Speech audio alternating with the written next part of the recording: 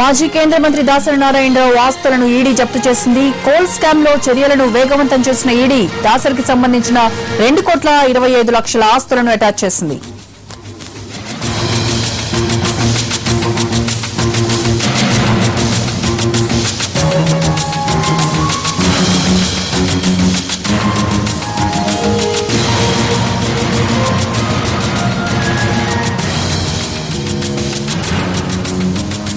మాజీ కేంద్ర మంత్రి దాసరి నారాయణరావు ఆస్తులను ఈడీ జప్తు చేసింది. కోల్ స్కామ్ లో చర్యలను వేగవంతం చేసిన ఈడీ దాసరికి సంబంధించిన 2,25,00,000 ఆస్తులను అటాచ్ చేసింది. దీనికి సంబంధించి పూర్తి ఇన్ఫర్మేషన్ మా ఢిల్లీ ప్రతినిధి ప్రసాద్ అడుగుదాం. ప్రసాద్, దాసరి ఆస్తుల జప్తుకు సంబంధించి పూర్తి ఇన్ఫర్మేషన్ ఏంటి?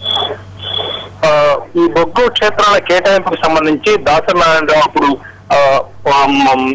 కేంద్ర సహాయ మంత్రిగా ఉన్నారు బొగ్గు శాఖకు. ఆ సందర్భంగా సిబిఐ కూడా ఆయనపై ఛార్జ్ షీట్ కూడా దాఖలు చేయడం జరిగింది. దీనికి సంబంధించి మొత్తం 2